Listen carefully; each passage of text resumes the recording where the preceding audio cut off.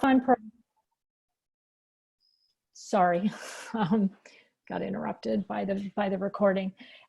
We provide funding to programs that promote healthy social and emotional development in children in children and families with a particular interest in developmental disabilities. We are thrilled to offer this evening during this unparalleled time that is particularly challenging for parents of children with complex needs.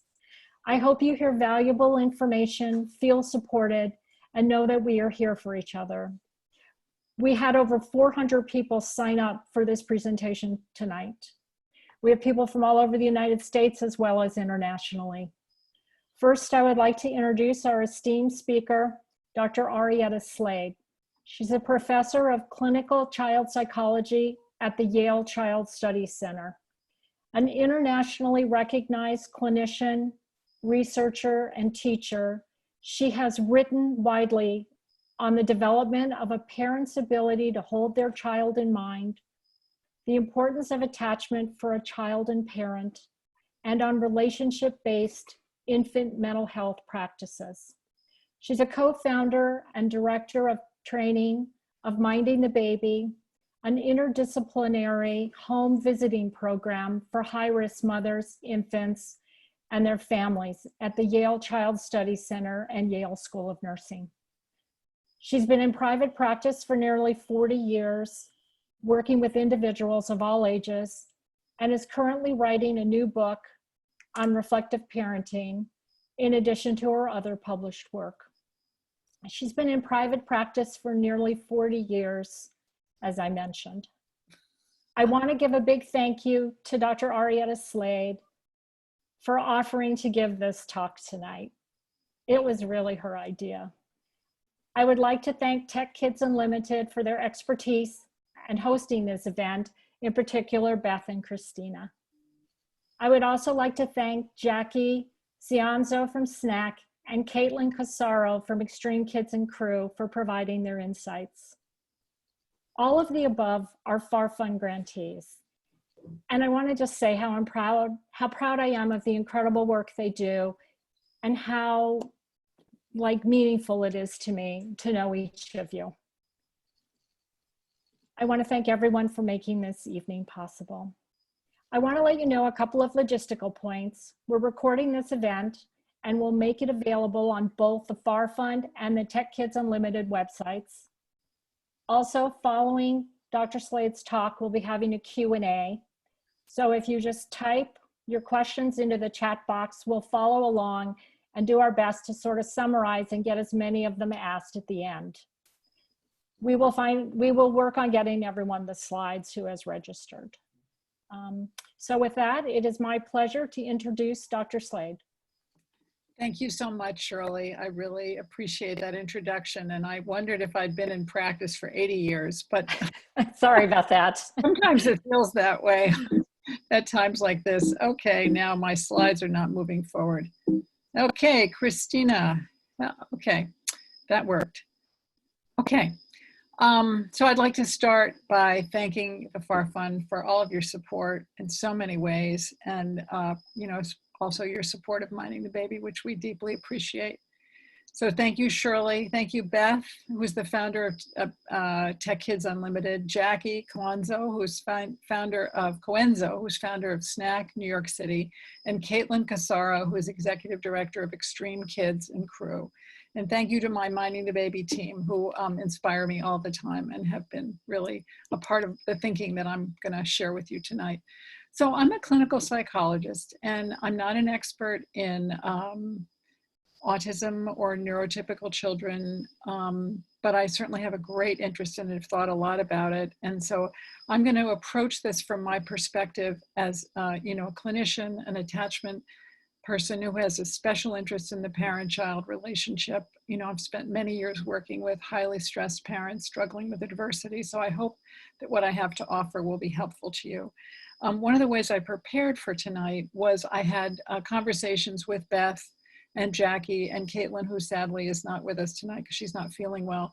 So they were incredibly helpful in, bringing me into some of the specific issues that families are grappling with right now, because I really wanted to be sure that I had a clear idea in my mind what's been going on, aside from what I imagined and had read about and thought about. So let's get started. The title of my talk and was inspired by a colleague of mine, Serena Flaherty, who said when we were talking about parenting not too long ago, we're on the front lines. We talk about parents and we talk about healthcare workers and how they're on the front lines, but we're all on the front lines. She happens to be a nurse, a graduate student, and a mother of 2 school-age children who are typically developing.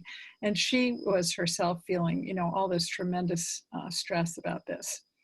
And so just to paraphrase her, she said, everything we counted on that we worked so hard to achieve and get into working order as parents has been upended by COVID-19. Like the healthcare workers, we're overwhelmed. We have to start from the ground up without enough knowledge, without certainty, and we've lost all of our personal protective equipment. And there aren't enough ventilators. And then I spoke to Caitlin, who works with Extreme Kids and Crew, and she put it differently. She said, it's a hot fucking mess, which I thought probably really spoke to the intensity of it and the depth of it and the really hardness of it. So I want to start by talking a little bit about, kind of what kids are facing and then what parents are facing. And I'm really focusing as much as possible on parents and what we can do to support you. So the reality for children with complex needs, we're talking about a range of children. I mean, the 3 organizations that Shirley mentioned see kids with a wide range of needs and developmental challenges and physical challenges. So I'm trying to speak generally about a broad swath of children. But I think things that we can talk about are, in general, a loss of personal space. And we think about how kids, particularly kids who are struggling in their development, really relying on space and being able to do things that they like to do in the way that they like to do them, in the space that they like to do them. That has been lost. They have lost their beloved and critical teachers, OTs, PTs, and caregivers. They've often lost their extended family. And we know that, for all children, extended family can be really important, but oftentimes for kids, for neurotypical kids, there are enormous networks of people that support the parents. And many of these networks have just fallen apart. The children have lost their routines. They've lost and routines, are so important and so critical. They're critical to all of us, but they've lost their hands-on programming that relies on so much on one-on-one contact, one-on-one teaching, one-on-one learning, all these programs that keep them organized, keep them learning, and keep them functioning. And what we're seeing in kids, unsurprisingly, are all kinds of regressions, anxiety, fear, meltdowns, sometimes violent behavior, loss of skills, and intense need for, anger at, or rejection of their parents, or all of the above. That is, kids are just being thrown into, as we would expect, a maelstrom as a result of all of these losses that for many kids, they can't understand. I mean, who can understand this? We can't understand it. And how do we expect children to understand it, and particularly children who struggle with the big picture and seeing learning perspective and things like that? The reality for today's parents, they're working remotely or they're still working outside in the world. They're uncertain about the future. They're frightened for their own and their family's health. They're stressed by the COVID precautions. I mean, I know when I go to the grocery store, it takes me hours to calm down when I get back, and it's a 4-hour job, just going, coming back and unpacking everything, which has to be disinfected, et cetera. And the families have extreme financial concerns, and other traumas in our lives don't stop because it's COVID. That is, parents die, friends die, and of course, some people are losing family to COVID. And these are going on in the background of all these other losses. We're seeing certainly a resurgence in parents of, this is a very triggering event. You know, this is an event that if you have emotional strain and stress, if you're prone to PTSD, if you're prone to anxiety or depression, or even things like OCD, if you're fragile at all, this is going to trigger you, because it is such a really huge set of events within an enormous political and social context. And for today's parents dealing with complex children, they're overwhelmed by their children's needs. And that is really a compelling central thing that I'm going to be talking about. I also want to talk about what I see as very problematic and unreasonable expectations from the educational system. And I'm not so much talking about teachers, because teachers, by and large, are trying very hard to deal with what they've been handed down by their administrations, to do reasonable things with kids. Some are not, some are. It's very variable. Every school system has a different way of approaching learning, remote learning, et cetera. And I think you're probably all seeing that in spades, that there are just a variety of different approaches.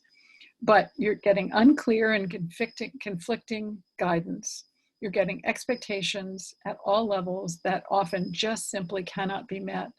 You're facing yourself major technical challenges implementing these things, and you're asked to take on tasks that you do not know how to do. You're not a teacher, you're not a special ed person, you're not an OT.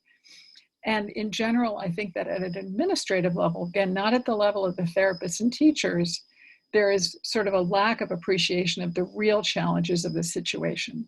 And for families who are relying on DOE funding for their kids' education, there are endless bureaucratic tangles that are getting worse and worse in the face of this disaster.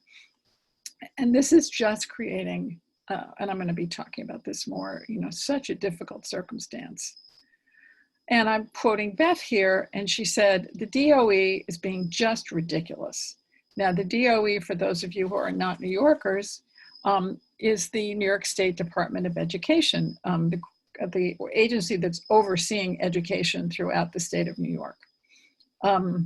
So I was I'm going to talk about this some more, but I saw an article in the Times about a month ago. And the title of the article was Teachers' Herculean Task, Moving 1.1 Million Children to Online School. And the article was filled with really touching, moving, heroic efforts on the part of teachers to do what they could for kids. But there was this one statement in the article that gave me chills and made me want to, respond violently. And it said, looming over the whole enterprise is a cloud of fear and urgency. It is critical that remote learning succeeds. The alternative is that over 1 million children in crucial developmental stages in their education will be permanently set back with no opportunity to salvage lost time. Who is this guy? I mean, this is really, I cannot imagine reading that as a parent of a school-age child, let alone a child for whom development is so challenged and so precious, and where every step forward is an enormous accomplishment. It's like climbing Everest. And you're telling me that I'm going to lose everything and never get it back unless we succeed at remote learning? Well, I did look him up, needless to say. And he's an older gentleman. He's been, I think, a reporter for 35 or 40 years, spent much of his time as a journalist in the Far East, then has been at the Times for 25 years as a sports writer. So they put him on this article. So anyway, he doesn't really have a lot of perspective. But what he's talking about, what he's proposing, places an unnecessary and absurd burden on parents, teachers, and children. The idea that in a situation like this, nothing must change is delusional. It is a flight from reality to think that in the face of this kind of trauma, nothing is going to change and that kids are going to go learning in the same way, at the same pace, in the same ways that they had before. Zoom is not school. Parents are not the same as teachers. Classroom learning is not the only way children learn. there are multiple other opportunities. And, you know, for parents who are not super stressed, they're finding some of these. And if you actually read some of the comments on these articles on schooling in the newspaper, you'll see that a lot of teachers are saying, forget these ridiculous, you know, 8 different programs for 8 different class things. Just have fun with your kid. Get them reading, get them doing other things, get them doing math and, you know, like counting, participating in recipes or counting things, but don't worry about these absurd demands. But when you're under tremendous stress and you're being asked to do these things, it's really hard to kind of keep your wits about you. Another assumption in this article that is just counter to all we know about child development is that regressions are terrible. Regressions are normal and they can have positive outcomes and they're expectable. Is there a person listening to this right now who's living in a COVID-infected country who is not regressed? I would say the answer is probably no. We are all struggling with that. It's hard, and it's going to be especially hard for kids. And setbacks are almost never permanent. Certainly not setbacks in learning. There are always opportunities to salvage lost time. And we really need to take that, you know, very seriously and take that on ourselves to give us some hope and give us some reality that this is not the end of things as we know it. This is a major mountain to climb, but it's just a mountain. It is not the end of things. And I think there's been a lot of catastrophizing that is not at all helpful. So essentially, school administrators need to modify their expectations in light of reality. That is, in light of developmental realities, in light of logistical realities, in light of economic realities, in light of manpower, woman power realities. And unless they can really adjust to reality, they can't be helpful to parents or teachers. And then you have to figure things out for yourself. And as I said, you know, I think so many teachers and therapists are really working. You know, I know the teachers I've spoken to are working 10, 12 hours a day, just doing the best they can for their kids. But they're often dealing with administrations that are not sensitive to these issues. So then Mayor de Blasio, who is the mayor of New York City, yesterday came out. They're trying to adjust grades to reflect the crisis. And he said, our students, educators, and families are going through a lot right now, understatement of the year. And then he inserts this sentence, I know our students are capable of excellence, and we will continue to hold them to that high standard while adjusting our grading to reflect the unprecedented challenges created by this crisis. We will give every student the support they need to bounce back and continue on their path to success. I still consider that a very mixed message. I still consider that a message that does not take into account what it's really like right now to say we're going to hold them to that high standard. And I'm sure there are parent groups who are pressing for that, and people who are just terrified that, you know, we can't relax our standards at all, but we must. This places such enormous pressure on parents, and it arouses very intense emotions. You feel helpless. You feel anxious about the present, anxious about the future, angry. I'm sure some parents are absolutely enraged, frustrated, sad, grief-stricken, lonely with this. Lonely. I think a lot of parents of neurotypical and atypical children are really struggling with loneliness because it's so, you're suddenly left alone with such an enormous challenge, with longing for things the way they were. Deep exhaustion. I mean, there's so much exhaustion that comes with this. And that's assuming you're not ill, right? And I would imagine also that there's some boredom. I mean, there's just a repetitiveness that has taken on many people's lives where they are just, because there's no variability in day-to-day life today in a way that, you know, may be relieving to some children, in fact, but can be very, very draining and difficult. So Jackie Cianzo, who's the founder of Snack New York, said to me, she said, so on top of everything else, because we can't meet these demands, we're getting these pressures, the kids are falling apart. So on top of everything else, we're failing, which I thought is exactly, it's very descriptive of how I think a lot of people feel.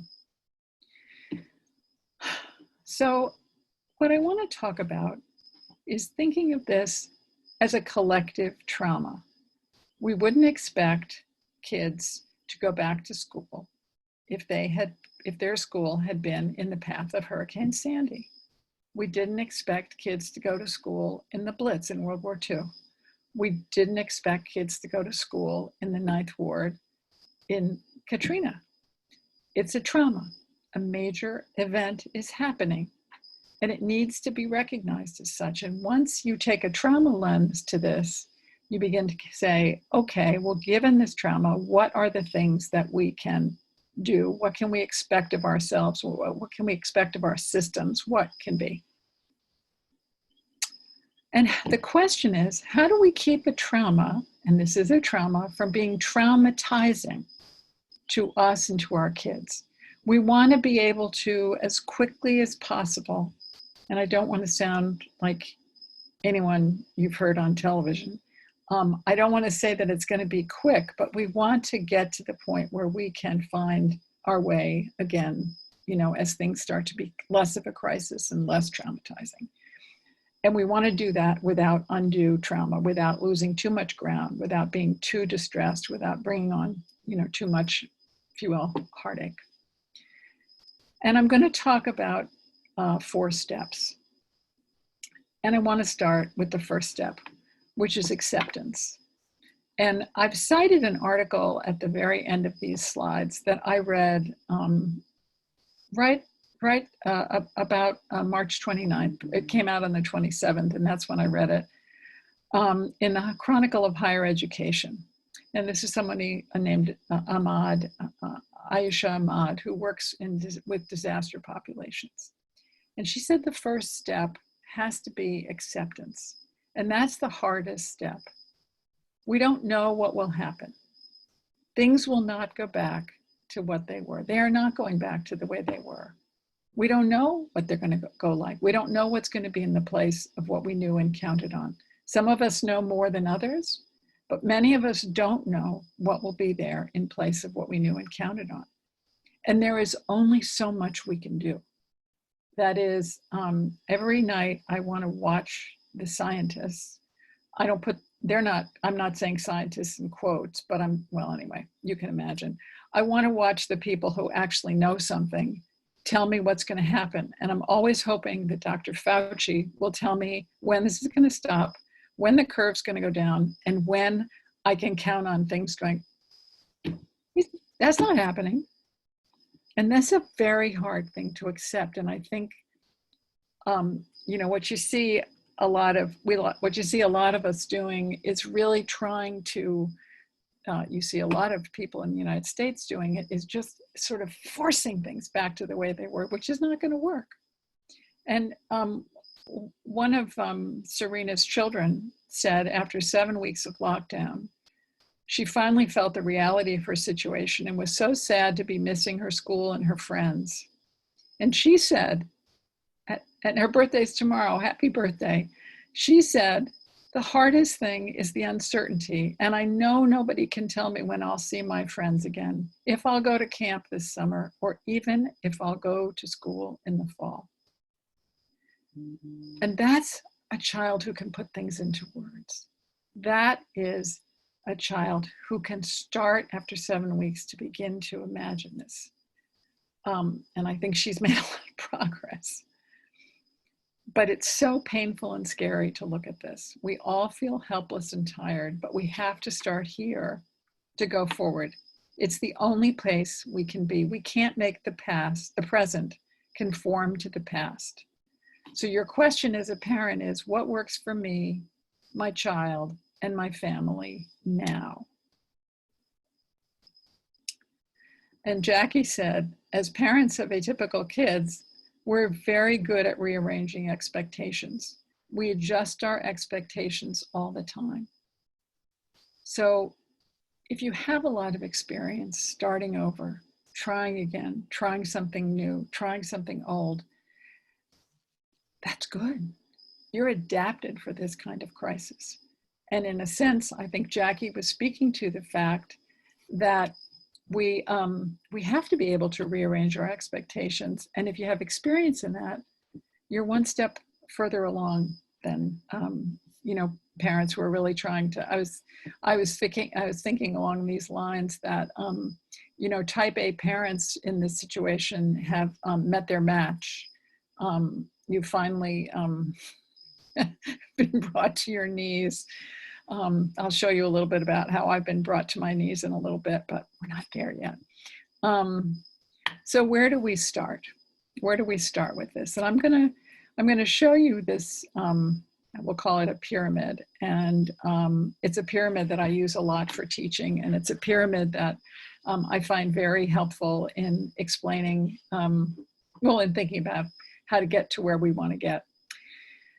And we want as parents to be able to think clearly. We want to be able to be in touch with our feelings. We want to be able to make plans for our children. We want to be able to be empathic. We want to be able to be open. We want to be able to reflect on what they're feeling and to hold them in mind and to think about what's going on in their heads. We want to be creative. But all those capacities are built on a foundation. And they're built first on the foundation of feeling safe and regulated as a parent, feeling safe and regulated. And I'll talk in a minute about how they feed off of each other. I mean, safety and regulation, as you'll see in a minute, are not exactly separate, and they sort of support each other. But when you're in a state of panic, or you're completely shut down, dysregulated, not taking anything in, withdrawn, not processing, you can't engage in a relationship. You can't engage with your kids. You can't engage with your child rearing partners. And those are the supports that are necessary for you to be able to do those things as a parent that you want to be able to do. So if you're in a state of danger, dysregulation, you're not able to use the resources you have, use the supports you have, engage with other people in order to parent. Now, the same is true for the child. That is, we want the kids to be able to build skills, to learn, to socialize, to communicate, and to be reasonably flexible. A lot of the children we're talking about are not super flexible. They have difficulty with communication. They find socializing quite challenging. Skills can be pretty fragile. And they use the relationships with the people who support them to build those skills. That is, they're so dependent on their teachers, their parents, their OTs, their PTs, and the trusting relationships they've built with them to practice their skills, learn new skills, to trust you. One of the sort of key ideas in attachment research and study, et cetera, is that in order for you to learn from someone, you have to trust them as a source of information. And if you trust your teacher and you trust your parent, you are going to trust the skills they are trying to help you with. Now, what are those built on? Safety and regulation. If you feel safe and regulated. Now, this is an issue with kids who are on the spectrum or who are neurotypical. Safety and regulation are key issues because oftentimes kids feel acutely, easily threatened. They feel acutely, easily dysregulated, and parents of kids are often trying to balance these two things all the time. Keep a child from being set off, keeping them from getting disorganized. That's the constant balance, which is what you're doing a lot more of than you have been before, which is why it's so difficult. So the way I see it now is the primary impact of COVID-19 from this perspective that I'm talking about for parents and children is lack of safety, tons of threat, and real dysregulation is kind of the state of things. And what that means is that relationships fade. They can't be accessed as easily. They're not as available to parents and children. And the whole capacity to kind of think and use your prefrontal cortex and have ideas and plan and think about the other person and communicate, all those things that are dependent on safety and relationships are pretty much are a real struggle to get to. So I'm gonna sort of walk us through these parts of the pyramid one by one. So let's talk about threat, or the absence of safety. Threats to the parent, I mean, I've talked about a lot of these already. It's the unknown, the enormous uncertainty, the extent of the child's dysfunction. I mean, some kids are doing okay. Some kids are not. The more the child is dysfunctional, the more threatening that is to the parent, who feels, you know, to go back to the words at the beginning, as parents, you know, we build this whole structure to support, including, you know, we have childcare, we have a school, we have camps, we have after school, all these things that keep our kids organized while we go to work. That is gone, right? So the children are dysfunctional, the children are regressing. The more struggles they have, the more they are. The parent has lost so much of their support in critical relationships. You know, let's say a mom's mom takes care of the child 3 afternoons a week. Well, they can't come over now, just as an example. Threats about health and threats about educational expectations, our own expectations. We have so many things that we feel we should be able to do. I mean, I think everybody had wild dreams of what they were going to accomplish in their lockdown. And, you know, I don't think too many of us have accomplished everything we intended to, let alone half of them. Many parents are facing severe economic downturn, unemployment, homelessness. I mean, these things are enormously difficult and are getting more and more widespread in the last few weeks. And for families of kids who have special needs, these are particularly stressful. Shelters, et cetera, are very, I don't need to say, are very disruptive. Lack of space, family challenges. To the child, everyone in the family is looking and acting weird, or looking and acting different. They're on the phone all the time. They have a panicked look. They're scrambling to try to get things worked out. They're not the same. They're anxious, they're angry, they're depressed. The child has lost you too, or the child may have lost you too. And let's not forget that many of the children we're talking about are like the most sensitive Geiger counters. They pick up on everything. They have lost their supports. They've lost their key relationships. Life feels chaotic and terrifying. And you, whether you mean to or not, can be triggering. Because suddenly you're coming at this with all the pressures of, I've got to do this, I've got to do that, I've got to work remotely, I've got to keep my child learning, etc. And I don't want you to lose the skills that you have. And whether you mean to or not, you can set the child off, because all of this ambient anxiety and worry just gets transmitted to kids, and they can't handle it. They've lost their routines, they've lost their structure, and they're getting, probably in many instances, demands that they can't, really meet. And, they retreat, they withdraw, they fall apart, a variety of things that you're all familiar with. So I did the left-hand triangle, which was the safety triangle. Now I'm going to go to the regulation triangle, which is what happens when we feel threatened. We get dysregulated. Now in the parent, what happens when you're, we talk about stress as being tolerable, there's tolerable stress that we all have in our lives that, usually we rise to the occasion and we can function. Then there's moderate stress, which can throw throw us off our game, and we can need extra support, and we really rely on people when there's a lot of stress.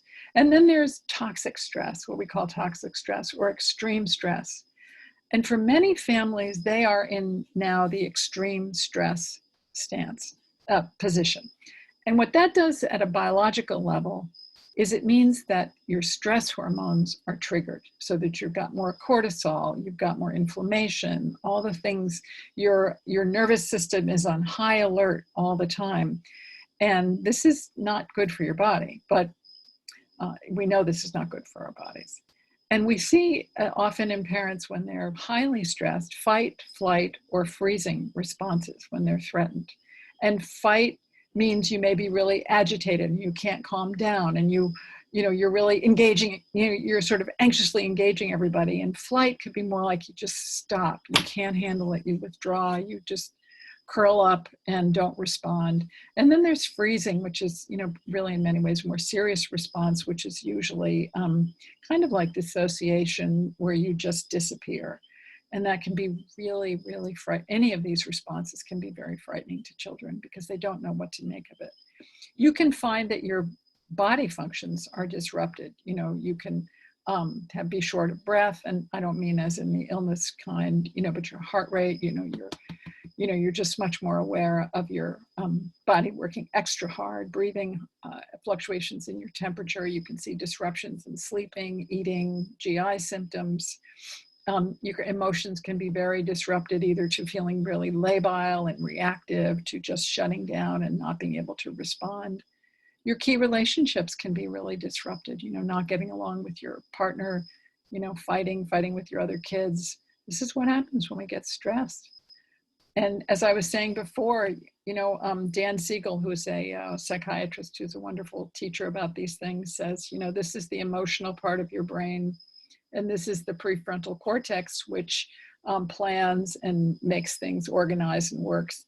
And when you get highly stressed, you flip your lid, and then you've got your emotions, driving the boat and making things rather wild. And then you can't think or plan or come up with, I think one of the things that,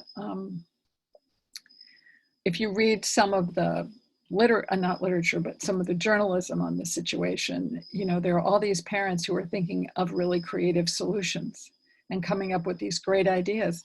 But the fact is that if you're highly stressed and you're overwhelmed, which many of the parents we're talking about, or many of you as parents, you're not in that creative state. You're just hanging on and trying to get through the day. And the child can have disruptions in the same way: bodily functions, emotional functioning, thinking and planning and learning. But they can also have disrupted, disorganized behavior, which is a function of fear. I mean, those are one of the things that you see when children are frightened, is their behavior gets disorganized. They have meltdowns, violence, rigidity, and chaos. They can either withdraw from or have conflict with significant others. And they can lose their basic functions and skills, and they can regress. And so the question is, what can we do? These are all responses to threat. The parent and child are in survival mode and are that's one way to think of it. You can't really connect with other people when you're in survival mode. And this situation has put a lot of us into survival mode. I know that, there were times in the last 7 weeks when I just took to my bed. There are times when I've really been unable to concentrate. And that is a less extreme version of what many people are dealing with. So what can we do about it? Put your own mask on first. And I don't mean the COVID mask. I mean the mask that drops from the airplane ceiling. They say, put your mask on first before you put the mask on the child. The first question is, are you physically safe? Do you have provisions and basic resources? These may seem like silly things, but these are so essential. Do you have emergency supplies? Do you have a plan if your child requires medical care or hospitalization? This is not the time for a child to be in the hospital unless it is absolutely necessary. And as I hope most of you know, there is legislation that guarantees that a child with special needs can have a person with them in the hospital, but these are very special circumstances, and it's not clear to anyone, I don't think, what hospitalization would be like. What if you have to go to the hospital?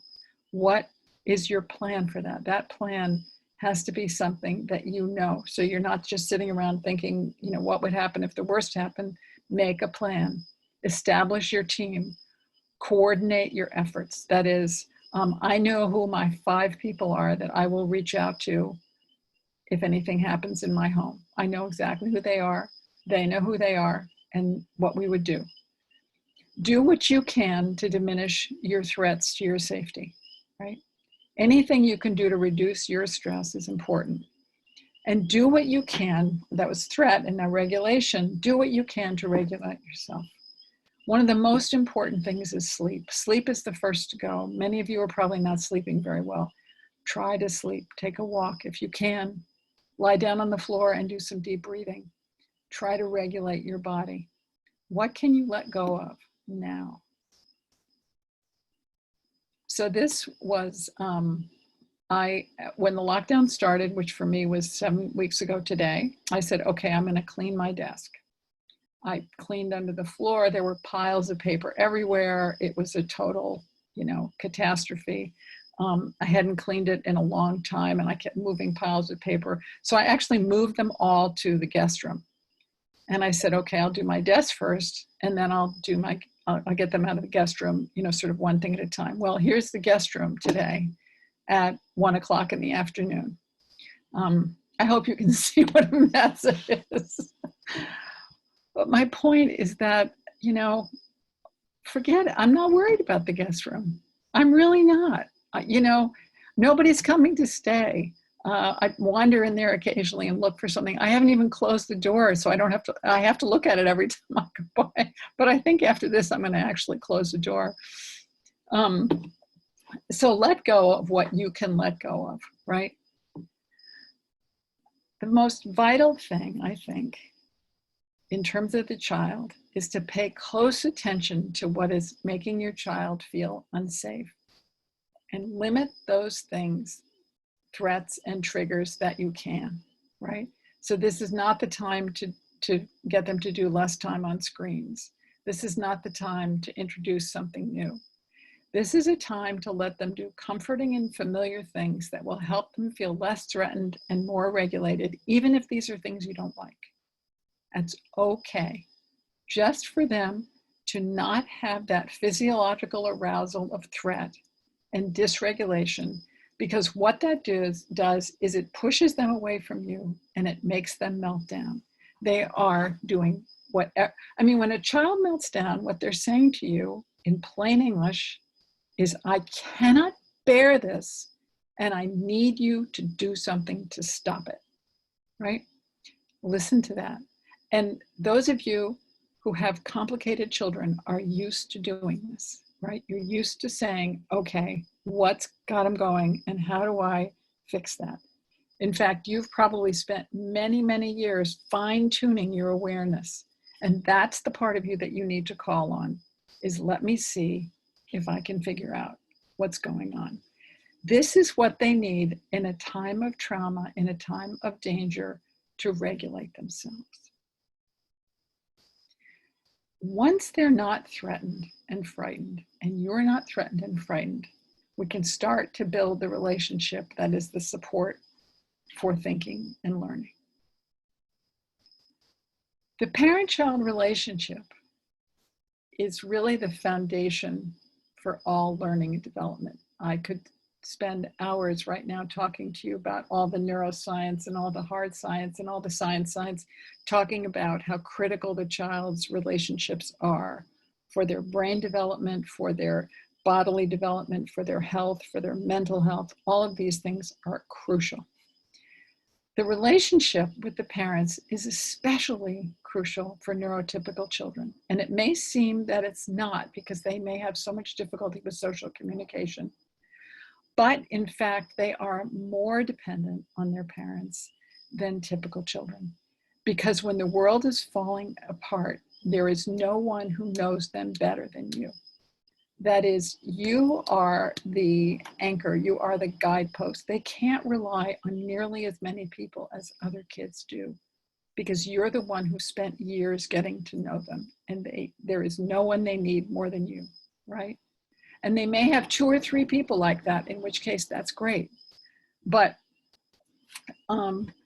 they need you. But when you and they are frightened and dysregulated, they can't find you. So how do you let your child know that you're there for them and that you understand what they're going through? How do you reconnect with them as they feel less endangered?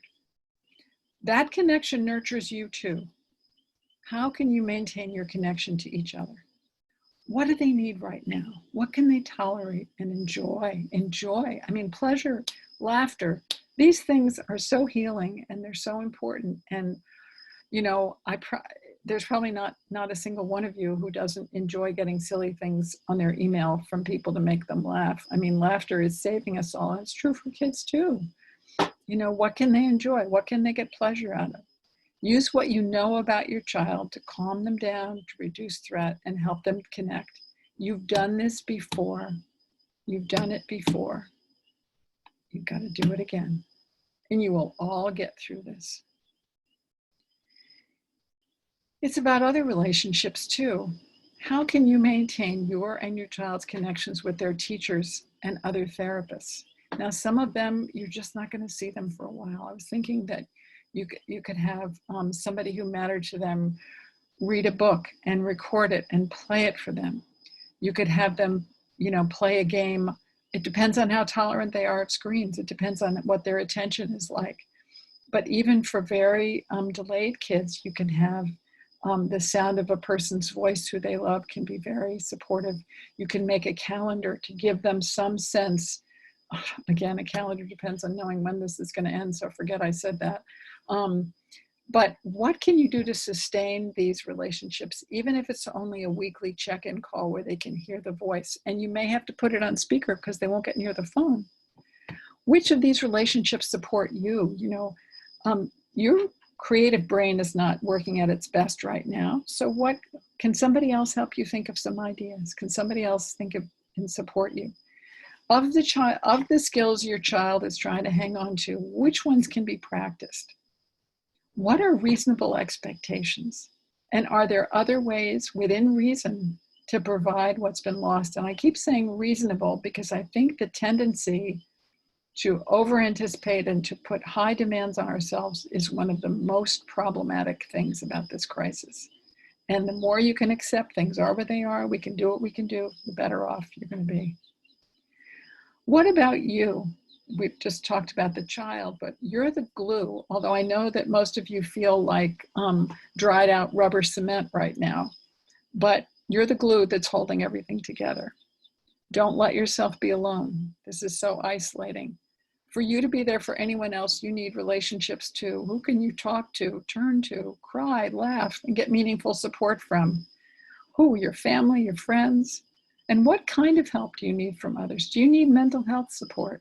This is a really, you know, I worry a lot about the amount of PTSD that we're going to see in the healthcare workers. I worry about the PTSD we're going to see in parents. I worry about the PTSD we're going to see in the whole, you know, sort of a countrywide PTSD. I think we're already seeing the waves of outcomes from all kinds of stress.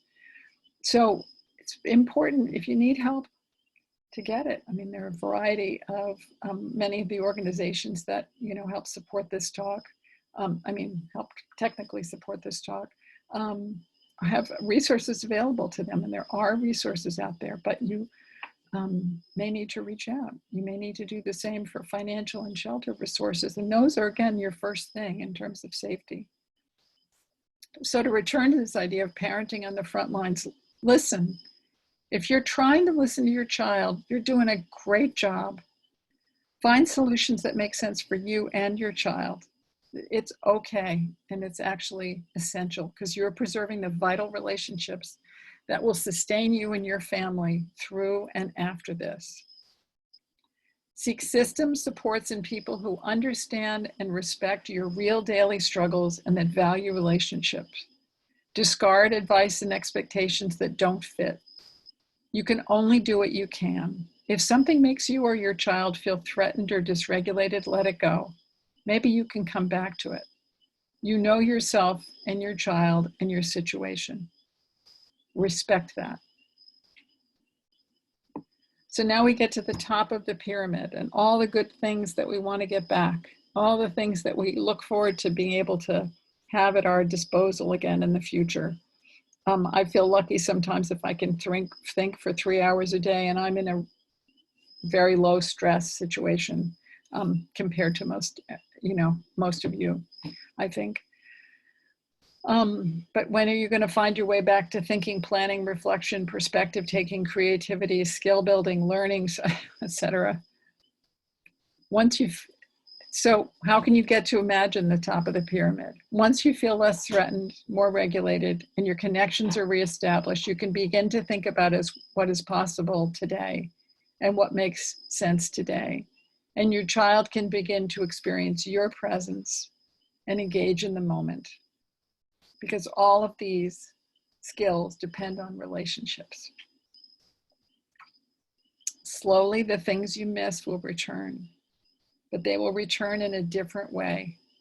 You will build new supports, you'll find new solutions, but first you have to find each other. So your goal over the next months is not to preserve what was, because you can't, but to ensure safety, regulation, and connection, and avoid re-traumatizing yourself and your child. It's a process, not a journey. By that I mean, a journey implies most journeys have a beginning and an end, or a destination, shall we say. The thing about the process of parenting in general, but certainly the process of parenting in a crisis and in a trauma situation, is you're going to move forward and move back and move forward and move back and move forward and move back. And you can only hope that you move forward a little more than you move back. But it's a process, safety and regulation you feel threatened, and then your child is back where they were, and then you have to get them to feel safe, and you have to get them regulated, and then you start relating, and then something, it's a very much of a circular process. And getting to the top doesn't guarantee that you won't get back to the bottom. And that's the nature of development. That's the nature of human relationships.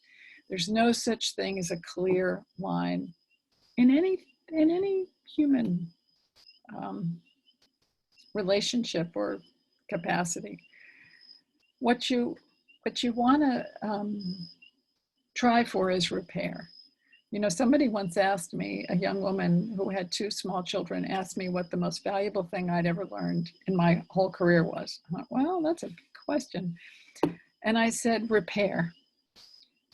Everybody has bad moments. Everybody has meltdowns, fights, difficulty. It's all about repair. And the more we can repair and get things back to an even keel, the better. So it's not the meltdowns that are the problem as much as our inability to repair. And as long as we can repair, we're going in the right direction.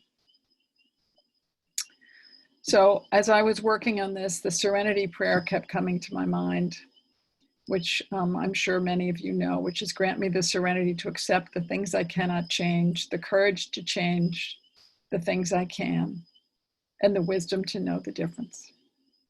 And I think right now we might want to all put that up over our desks or over our kitchen sink or on the refrigerator, because it really is exactly what we're facing right now.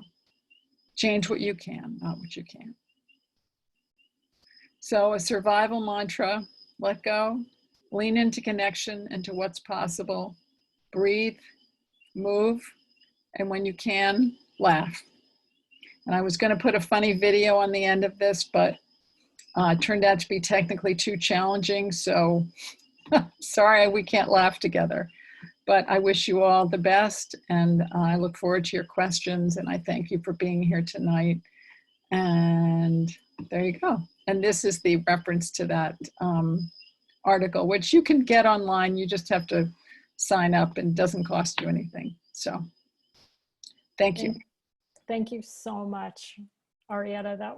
That was just incredible. And I don't think you're probably following along on the chat with all the comments, but No, I've but done but participants are writing in saying that that it's been very moving and really meant a lot, and asking where were you a month ago. They could have really used all of this advice then.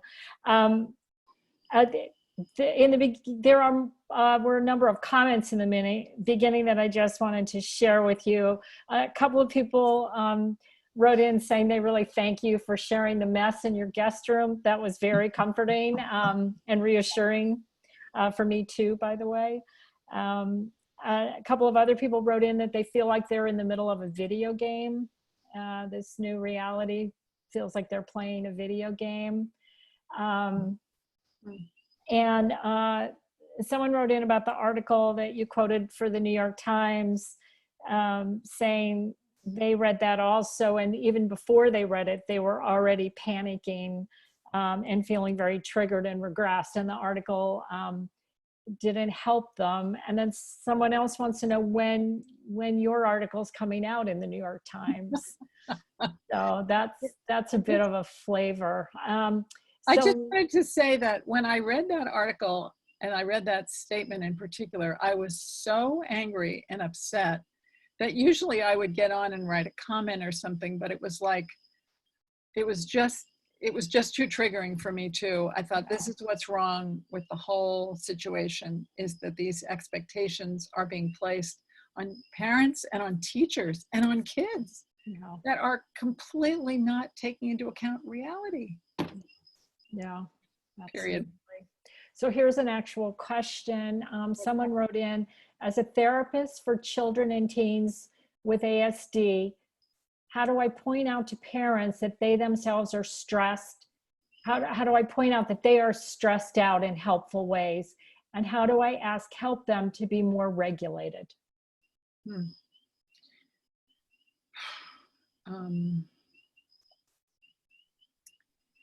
You know, I think that most parents would very much appreciate an acknowledgement from someone working with their children that it's a really hard time. And what I was thinking about was using your humanity and talking about, one of the things that's, come up in sort of these ruminations on Zoom and things like that is that there's much more intimacy between people now in this situation, because, we're in each other's living rooms, we're in each other's studies, we're in, kids are showing their therapists, their dogs, their cats.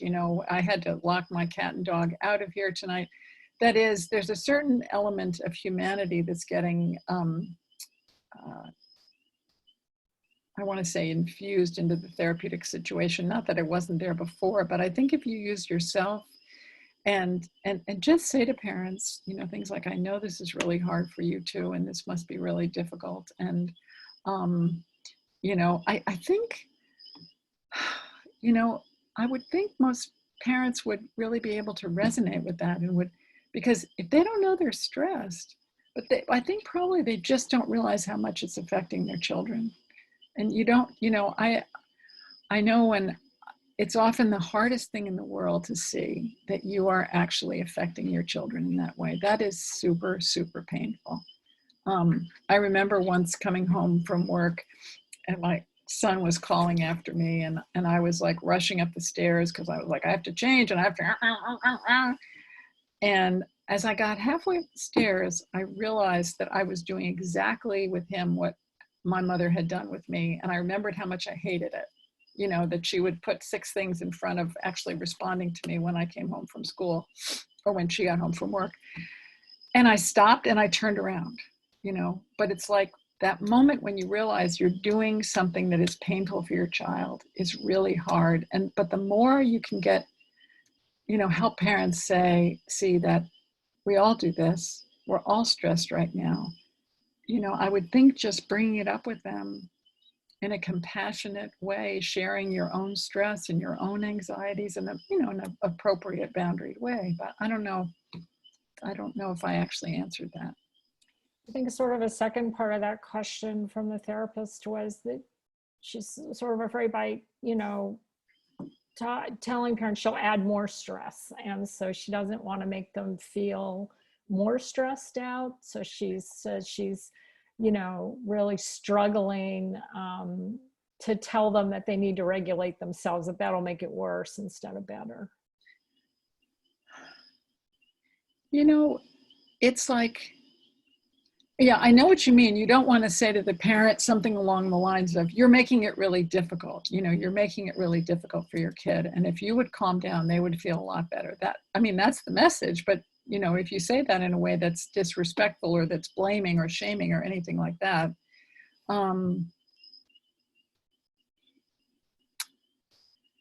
you know,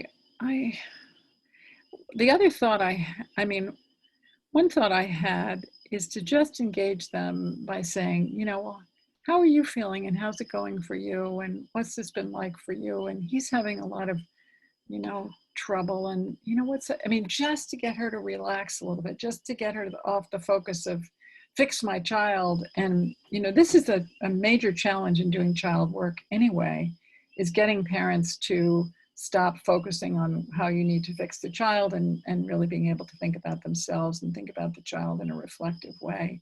And I imagine the parent you're thinking about is struggling with that. But it also reminds me of, you know, there's always a lot of debate in the trauma literature and in the literature on adverse childhood experiences about whether or not you want to give the measure of adverse childhood experiences to parents, because if you give it to them and you talk to them about your trauma, you might upset them. Well, they know about it.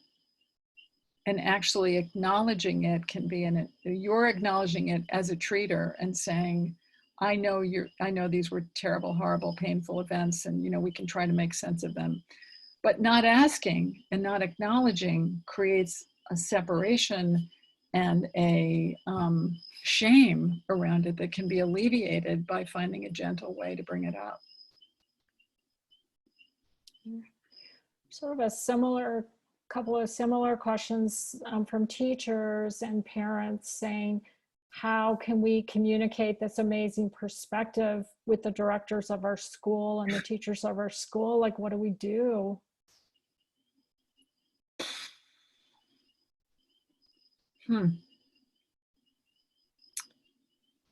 Well, it's a whole way of thinking. It's a way of thinking that's familiar to attachment people, researchers and clinicians. And it's a perspective that's, I put it together in a particular way. I was gonna say, show them the slides. I mean, I think you have to, you know, use safety and regulation as your kind of anchors, you know, because I think because school administrators often don't realize that by threatening in their own way, and I don't mean like literally threatening, I mean by triggering teachers, by triggering parents, they create we call it a non-reflective environment. That is, when you're always defending yourself against threat, you can't think about what's going on in somebody else, so that everyone is defending themselves. And, you know, I'm not sure that I have an easy answer for that. You know, this inspires me to write more of this up, I guess, maybe with this particular perspective. But I'd appreciate suggestions as to where something like that might be most helpful to the educational system. I just want to make a couple comments to everyone as I'm going through these chats. I'm trying to write down your email addresses if you need a certificate of attendance, but I'm not sure I've captured them all. So if you do need one and you don't hear from me, end of day tomorrow, email me.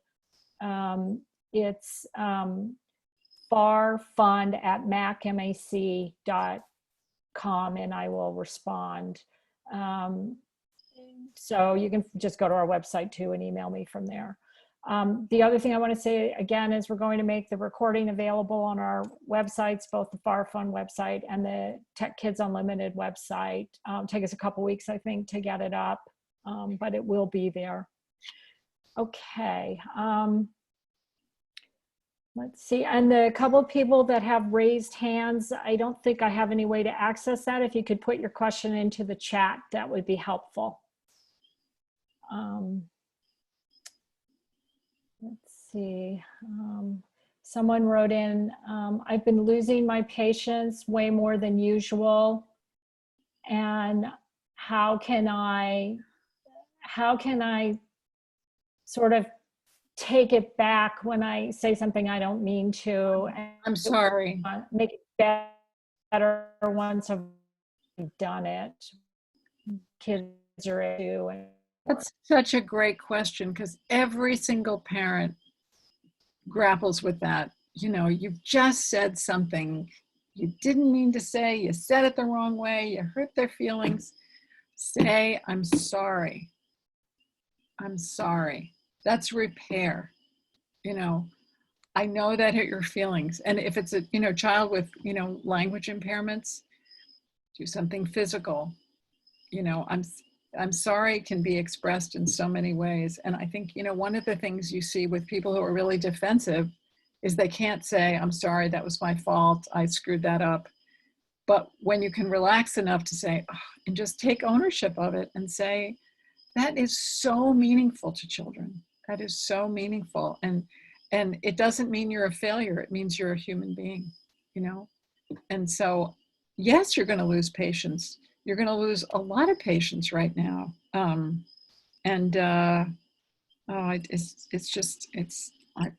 forget what this is making me think of, but it's just making me think of another example where to say, you know, it's not you, honey, it's the COVID virus that's making me, you know, so irritated. And I'm just, you know, it's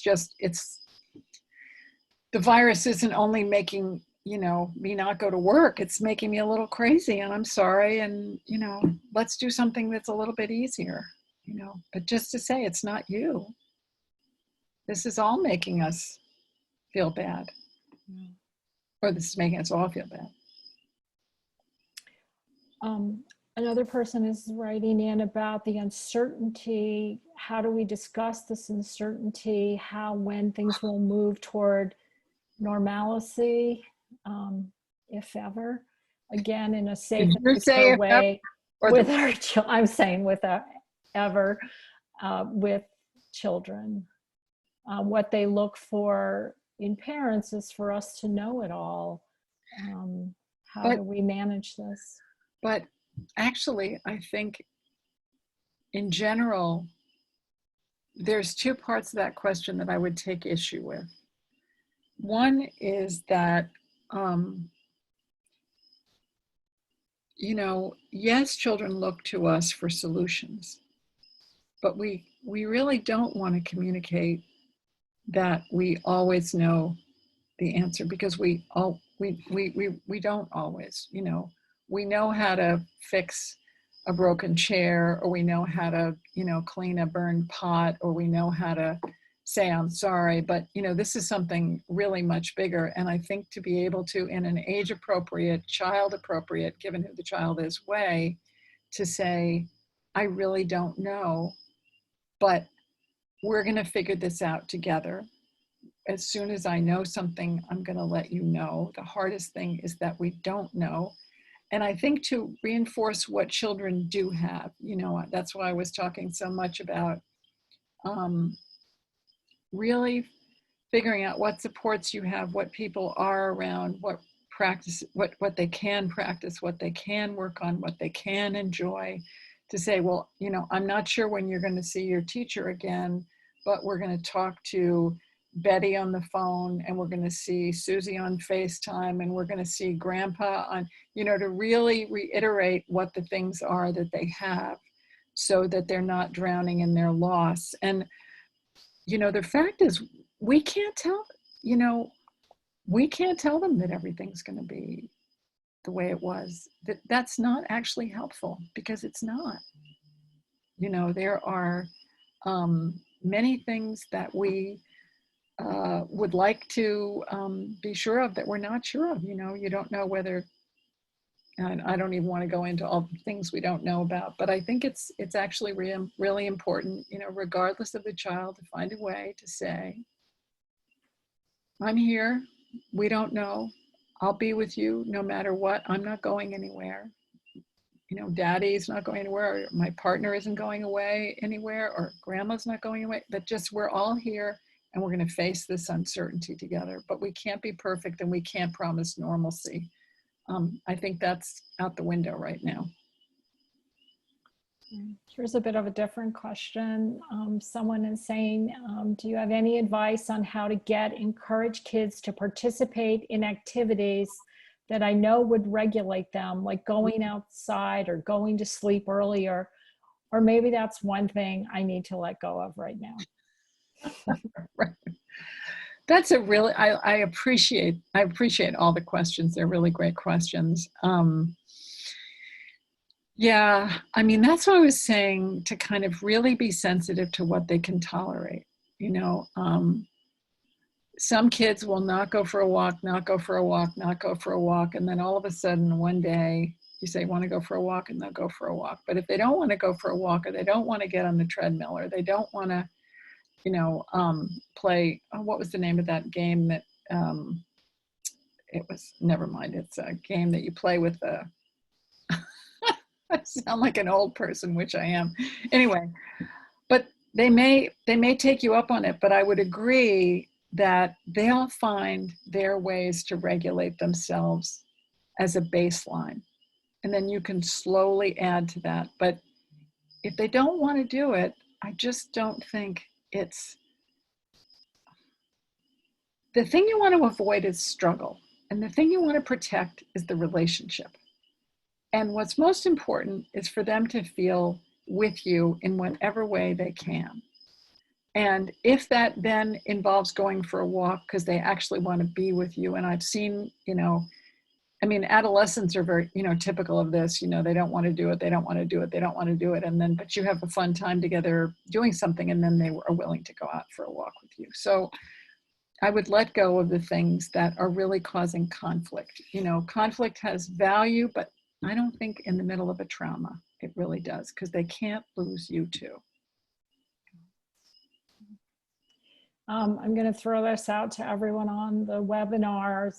Someone is saying, basically they're running out of ideas of things to do. Does anyone have any ideas for new things and games to play with the kids? So anyway, if anyone does, just throw it up on the chat. Or maybe Beth or Jackie? I can read the whole question. Kids are obviously mimicking us, so they literally need to see the examples from us on how to repair and apologize and own our mistakes, and how to work toward doing better, which is put very nicely. Any ideas for new things and games to play with them? Just running out of ideas. This is Jackie. I know you can't hear me, but you see me, but can you hear me? Yes. Okay. So one of the things that I've been really successful with is cooking activities, incorporating that into the day at different parts, and trying to make it into something, you know, A, healthy, and B, something that has many steps. So baking something that has to be rolled out and beaten and then refrigerated and then taken out and cut and frosted, and because the many steps just kind of get you through things, it seems. You know, we're not big game people here. My son's pretty autistic, and but he will, like, we'll play catch in the house. You know, that can break things up. Organizing things, like, I was so happy to see your guest room also. But he will carry things from one room to, you know, if we get him involved with the cleaning up and shredding paper, you know, letting him scissor with scissors opposed to not having the shredder at home. You know, those types of things. Those would be my suggestions. Those are really helpful and very fundamental, and it's just like but it's like you're talking about doing things together. Yes. Carrying, loading, that aren't a struggle. Unloading, you know? Mixing a bowl, you know, putting things in a measuring cup if they can do that, you know, counting the number of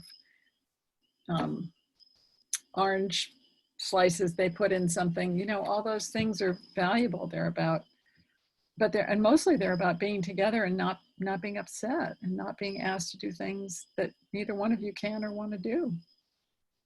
That's great, Jackie. Thank you. Beth? Hi, I just wrote some stuff in the chat. Well, for me, myself and I, taking walks. I love adult coloring. I'm like a big adult coloring. And I also like scrolling through Poshmark, which is looking at old people's clothes. Sometimes I buy, sometimes I don't. I just look at it. And then at evenings, my family and I try to come together, and we are very into comedy, anything comedy. It could be like a Will Ferrell movie, a Kevin Hart movie. It can be old, The Odd Couple, Tony Randall, you know, old, The Brady Bunch, Seinfeld, the new Schitt's Creek that, you know, has 6 seasons on it. My kids are really into. My kid started an eBay store. And so I thought that was pretty amazing. Like I literally took everything in my house that we want to sell. And he made $100 so far. Yeah, he made $100. And it's like he gets very excited to go and see every day on his phone, like, what did he sell? It could literally be like an old CD for $1, but he's super happy about it. And then once a week, you know, I like, you know, put on my mask and gloves and everything, and I take everything to the post office. So, you know, that's what I do. Mm-hmm. One thing somebody, I'm not sure whether it was Jackie, I think it was Jackie, you mentioned this to me. It may have been you, Beth, but I think it was Jackie, talked about helping kids who are sensory uncomfortable get used to masks and gloves. You know, I mean, some kids that may really be an issue. You could make a game out of it. You know, I was thinking that it was me. It was Jackie, because for our kids, that's such a you know, at some point we're going to get back to everything, and it would be a really good thing to practice now. Hand washing and face masks and putting on hand sanitizer. Yes, which may feel very uncomfortable to some kids. Really, it stings a little, and you know, and also putting hand cream because their hands are going to get dry from it all. You know, those things are. The other thing I was thinking about, and this may or may not be relevant, but when my son was young, he like 5 or so, I remember watching Charlie Chaplin with him, and Charlie Chaplin is all body humor. It's completely slapstick. And he got it, and he would watch those Charlie Chaplin, you know, routines. This was modern times, many times, because it was so, and he found it absolutely hilarious because it's slapstick, and it's you don't have to understand words, you don't have to, you know, really get subtleties. It's all in the body, and I think things like that are, you know, also might be really appropriate. Are there other ideas coming up on the chat, guys? There's a ton of ideas on the chat. A lot of card games. Someone said they build a fort, and that their kids will do things in a fort that they just won't do otherwise. Play games. Put a tent in the middle of your living room. Yeah. Kind of fort. Yeah. That's great. Put a fort. Maybe the weather will get nicer. If you have space, you could put a fort outside. People are doing playing hide and go seek. Hiding things, coloring, as Beth said, learning household skills like laundry and cleaning. Those are great. That could be good. Cooking, dancing, Zumba classes, scavenger hunts. Yeah, a lot of great ideas. So here's a question. Someone is saying, what would you say to a parent who is wanting, thank you, sir. Thank you, Arietta. She put up the Serenity slide prayer for whoever was asking. What would you say to a parent who is wanting to medicate their child diagnosed with ADHD at this time, who was held out on medication prior to the COVID-19 crisis? Well, for some kids, Ritalin is a godsend and an appropriate medication. And for some kids, ADHD is an accurate diagnosis. For some kids, it really is it is really not an accurate diagnosis, and often the child's hyperactivity or distractibility is a sign of some other problem, often other kinds of trauma reactions or fear reactions, etc. If a parent has been unwilling to, I'm someone who, I'm not averse to medication. I believe that it can be very helpful. I believe that it can be very meaningful. I also think that it needs to be administered carefully and thoughtfully by professionals who know something about medication. But I do not see anything inherently wrong with helping a child via medication feel more organized at a time that's maximally stressful. Because if you have ADHD, you certainly are going to be more reactive to everything in the environment and all of the demands and the chaos and the stressed out parents, et cetera. So, you know, I don't advocate using medication, you know, stimulants as a bludgeon, you know, to contain children. But sometimes it's just the best way to help a child feel a little more together. And, you know, kids with attention deficit disorder can find medication very organizing and helpful. And I think, and you know, I really do think that that medication and that class of medications in particular are kids themselves find that they feel differently and they want to take it, right? So if they really find that it helps them, that is a very important indication. You know, if they say it doesn't make them feel good, or they feel weird, or they hate it, then either you have to try to adjust it, and oftentimes it takes a lot of adjusting, or they shouldn't be on it. But, you know, they'll help you make that decision. I think that's really, really good advice. I think we're close to the end here. I just want to say that there are a couple people are mentioning another activity, which I think is pretty terrific, is their kids want to make cards. One said her daughter wanted to make "I miss you" cards and leave them at her friends' doors. Yes, what a great idea! And I was thinking cards for, you know, first responders or the police or the firemen. I mean, they're just old. Another person said for the elderly, for elderly neighbors, and that just seems so lovely. So what a great idea. I mean, anything about giving back. I mean, we know how much generosity makes us all, you know, doing something for other people is a very big soul builder, you know, and helps people feel good. And it makes children feel good too. Yeah, absolutely. Arietta, people are asking for the next slide after this one. If you could just put it up. They want to take a picture and put it on the refrigerators. So I want to thank you so much. This has been just heartwarming and beautiful and compassionate.